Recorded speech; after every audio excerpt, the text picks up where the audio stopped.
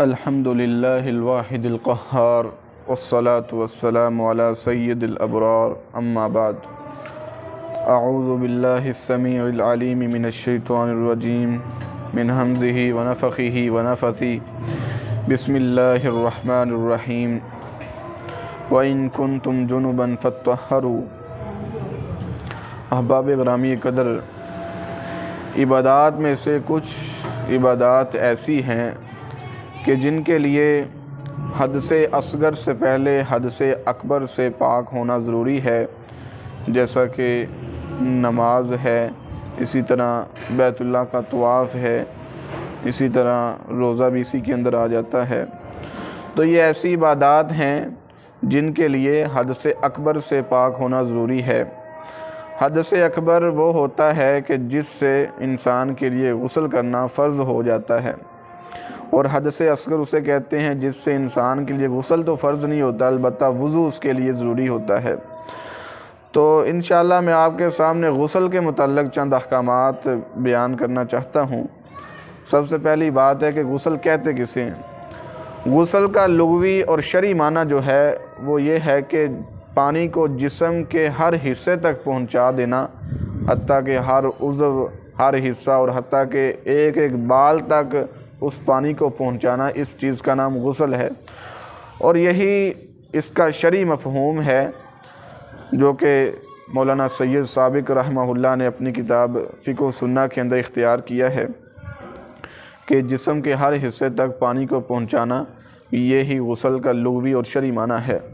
اگر ایک شخص کو غسل کا مسنون طریقہ نہیں آتا اور وہ صرف نہا لیتا ہے، جسم کا ہر حصہ گیلا کر لیتا ہے، ہر عضو تک پانی کو پہنچا لیتا ہے اور اس کے بعد وضو کر کے نماز پڑھتا ہے، تو اس کا مطلب یہ نہیں ہے کہ اس کی نماز نہیں ہوتی۔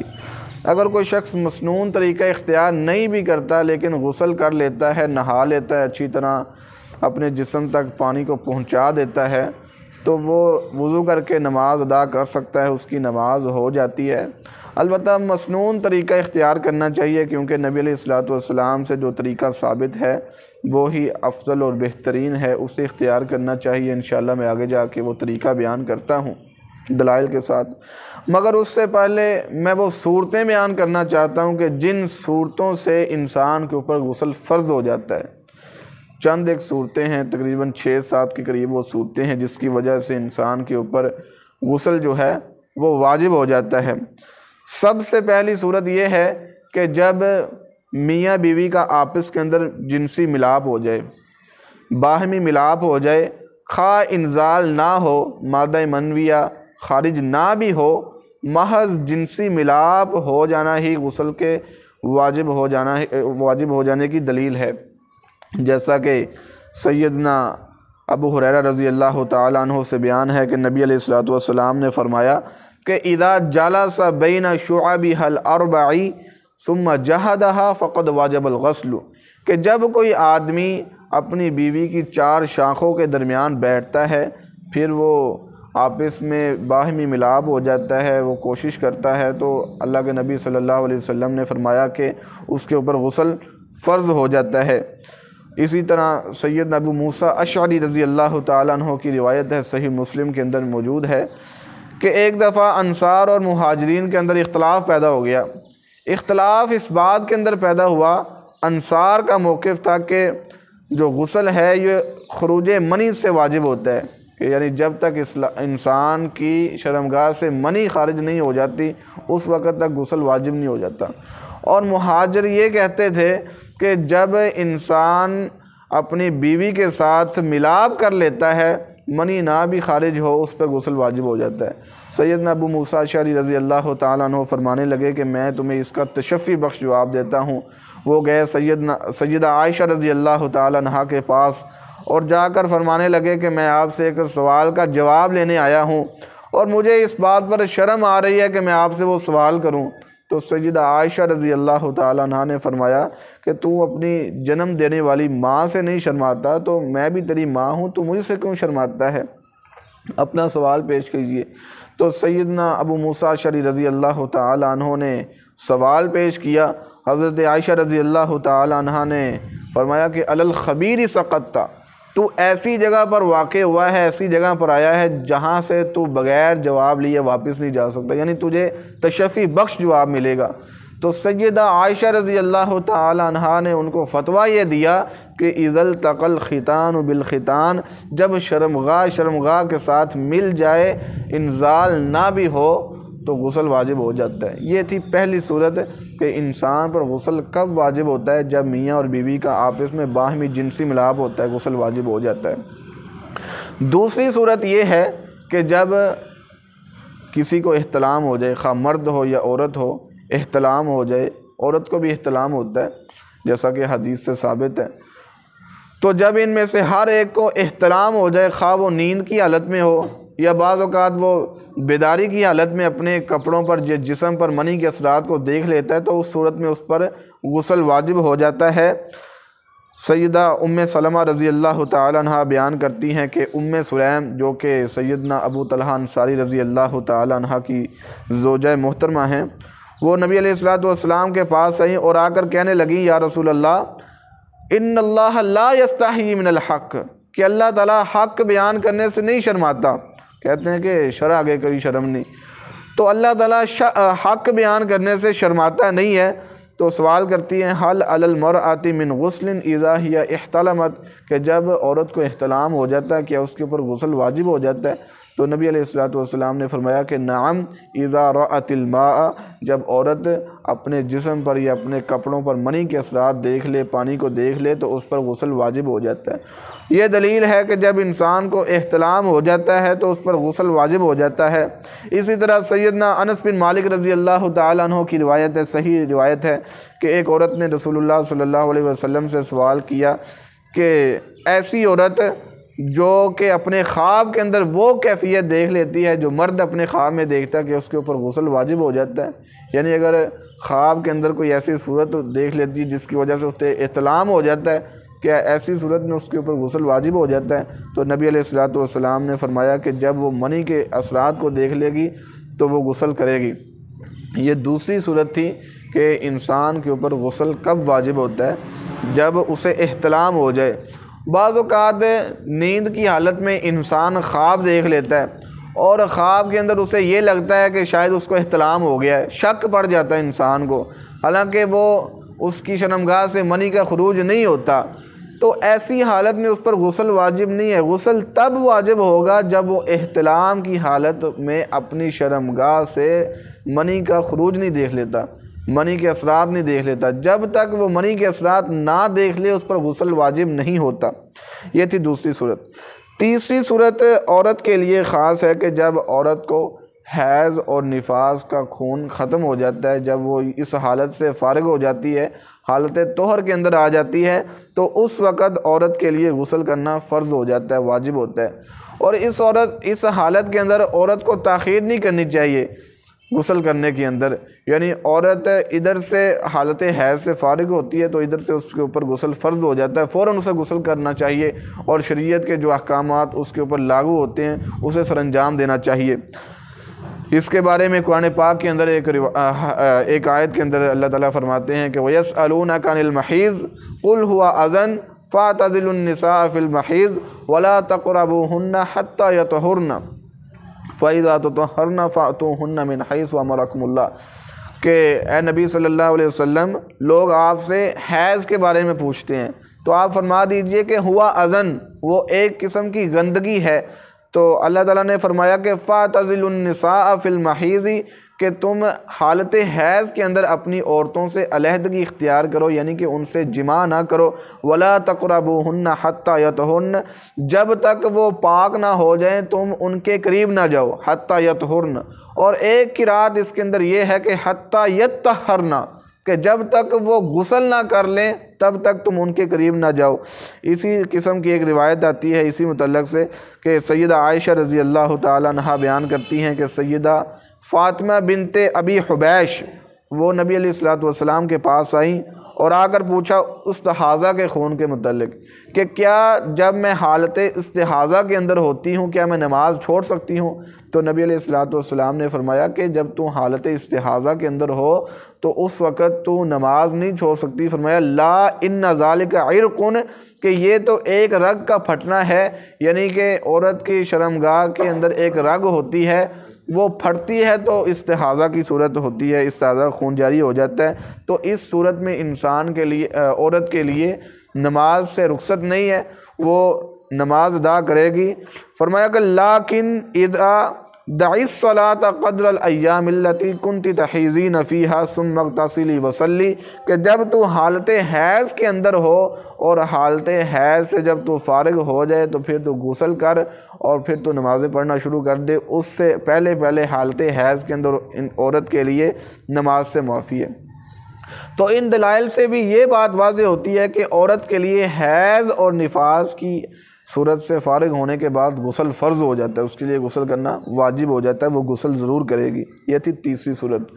چوتھی صورت کہ انسان کے اوپر غسل کب فرض ہوتا ہے، وہ ہے جمعے کے دن کا غسل۔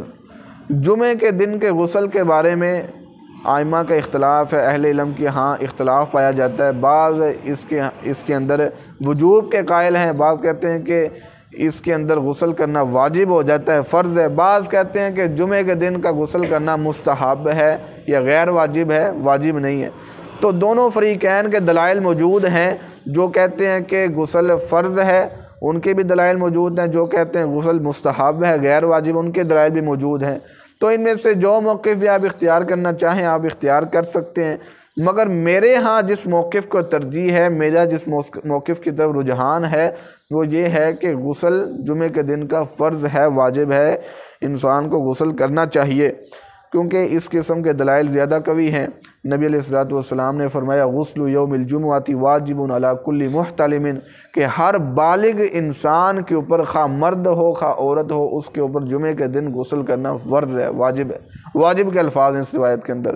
اور ایک روایت کے اندر آتا ہے نبی علیہ الصلوۃ والسلام نے فرمایا کہ اذا جاء احدکم الجمعۃ فلیغتسل، جب تم میں سے کوئی شخص جمعے کے لیے آنا چاہتا ہے تو اس کے لیے ضروری ہے کہ وہ غسل کرے، تو اس کے لیے بھی غسل کرنا واجب ہو جاتا ہے۔ اور حافظ ابن حجر عسقلانی رحمۃ اللہ علیہ نے فتح الباری کے اندر، اور حافظ ابن حزم علیہ الرحمہ نے المحلہ کے اندر، اور ابن قیم علیہ الرحمہ نے، اسی طرح علامہ البانی رحمۃ اللہ علیہ نے تمام المنہ کے اندر اسی موقف کو اختیار کیا ہے کہ جمعے کے دن غسل کرنا یہ واجب ہے۔ اور جو کہتے ہیں کہ جمعے کے دن غسل کرنا مستحب ہے یا غیر واجب ہے، ان کے دلائل کا جائزہ لیا ہے حافظ ابن حزم رحمۃ اللہ علیہ نے اپنی کتاب المحلہ کے اندر۔ اگر کوئی شخص تشفی بخش جواب چاہتا ہے ان دلائل کے بارے میں تو وہ حافظ ابن حزم رحمۃ اللہ علیہ کی کتاب المحلہ کا مطالعہ کرے، اس کے اندر اس کو دلائل مل جائیں گے۔ تو چوتھی صورت یہ ہے کہ جمعے کے دن غسل کرنا انسان پر فرض اور واجب ہے، وہ غسل کرے گا جو وجوب کے قائل ہیں۔ پانچویں صورت یہ ہے کہ جو شخص اسلام قبول کرتا ہے، اسلام کے اندر داخل ہوتا ہے، اس کے لیے غسل کرنا فرض ہوتا ہے۔ سیدنا قیس بن عاصم رضی اللہ تعالیٰ عنہ بیان کرتے ہیں کہ جب میں اسلام قبول کرنے کے لیے نبی علیہ الصلوۃ والسلام کے پاس حاضر ہوا تو نبی علیہ الصلوۃ والسلام نے مجھے حکم دیا کہ میں غسل کروں، تو اس وقت بھی نبی علیہ الصلوۃ والسلام نے انہیں غسل کرنے کا حکم دیا۔ اسی طرح حضرت ثمامہ رضی اللہ تعالیٰ عنہ، جن کا قصہ مشہور ہے کہ وہ قیدی بن گئے تھے، تو جب وہ بھی مسلمان ہوئے تو نبی علیہ الصلوۃ والسلام نے انہیں حکم دیا کہ وہ غسل کریں۔ تو یہ تمام دلائل بھی اسی بات پر دلالت کرتے ہیں کہ جب انسان حالت کفر سے حالت اسلام کے اندر داخل ہوتا ہے تو اس کے لیے بھی غسل کرنا فرض ہو جاتا ہے، واجب ہو جاتا ہے۔ یہ پانچویں صورت ہے۔ چھٹی صورت کہ مسلمان میت کو غسل دینا بھی فرض ہے۔ کوئی مسلمان فوت ہو جاتا ہے تو اس کو بھی غسل دینا واجب ہو جاتا ہے۔ سیدنا عبداللہ بن عباس رضی اللہ تعالیٰ عنہ کی روایت ہے کہ ایک شخص میدان عرفات کے اندر موقوف کیے ہوا تھا، میدان عرفات کے اندر ٹھہرا ہوا تھا، تو وہ اپنی سواری پر سوار ہوا، اس کی سواری نے اسے نیچے گرا دیا، اس کی گردن ٹوٹ گئی، اسی وجہ سے اس کی موت واقع ہو گئی۔ تو نبی علیہ الصلوۃ والسلام نے فرمایا کہ اسے غسل دو بیری کے پتوں کے ساتھ، اغسلوا بماء وسدر، کہ اسے پانی اور بیری کے پتوں کے ساتھ غسل دو۔ تو صیغہ امر اس بات پر دلالت کرتا ہے کہ میت کو غسل دینا، مسلمان میت کو غسل دینا فرض ہے۔ اسی طرح سیدہ ام عطیہ رضی اللہ تعالی عنہ بیان فرماتی ہیں کہ جب ہم آپ صلی اللہ علیہ وسلم کی صاحبزادی سیدہ ام کلثوم رضی اللہ تعالی عنہ کو غسل دے رہی تھی تو نبی علیہ الصلوۃ والسلام آئے، آپ صلی اللہ علیہ وسلم نے فرمایا کہ اسے بیری کے پتوں اور پانی کے ساتھ اچھی طرح غسل دو۔ پھر جب ہم نے غسل دے دیا تو آپ صلی اللہ علیہ وسلم نے اپنا تہ بند ہماری طرف پھینکا اور آپ نے فرمایا کہ اس تہ بند کے ساتھ میری بیٹی کو کفن دو۔ تو اس بات کے اندر، اس روایت کے اندر بھی اسی بات کا حکم ہے کہ مسلمان میت کو غسل دینا فرض اور واجب ہے۔ یہ ہے چھٹی صورت۔ ساتویں اور آخری صورت جو کہ مسلمان کے اوپر غسل کو واجب کر دیتی ہے وہ یہ ہے کہ مشرک میت کو دفنانے کے بعد انسان کے اوپر غسل فرض ہو جاتا ہے۔ بعض علماء اس کے اندر فرض کے قائل نہیں ہے، وجوب کے قائل نہیں ہے، وہ کہتے ہیں مستحب ہے، اس کے لیے غسل کر لے، لیکن بعض کے ہاں غسل واجب ہو جاتا ہے، اور میرا بھی اسی طرف رجحان ہے، میری ترجیح بھی اسی موقف کو ہے کہ مشرک میت کو دفنانے کے بعد اس کے اوپر غسل واجب ہو جاتا ہے، کیونکہ اس کے اوپر ایک روایت ہے جو کہ اس کے وجوب پر دلالت کرتی ہے۔ حضرت علی رضی اللہ تعالی عنہ جب نبی علیہ الصلوۃ والسلام کے پاس ابو طالب کی وفات کی خبر لے کر آئے تو نبی علیہ الصلوۃ والسلام نے فرمایا کہ جاؤ ابو طالب کو کہیں چھپاؤ، یعنی اس کو دفن کرو۔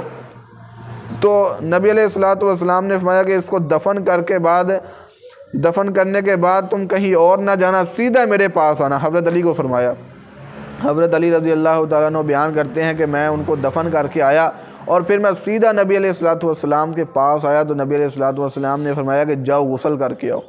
تو اس وقت نبی علیہ الصلوۃ والسلام نے انہیں غسل کرنے کا حکم دیا، اور یہ روایت صحیح ہے، اس کے اندر ضعف نہیں ہے۔ تو یہ روایت بھی مشرک میت کو دفنانے کے بعد غسل کرنے پر وجوب کے اوپر دلالت کرتی ہے۔ یہ حکم صرف اس شخص کے لیے ہے جو کہ مشرک میت کو دفن کرتا ہے، نہ کہ تمام لوگوں کے لیے جو کہ اس کے اندر شریک ہوتے ہیں۔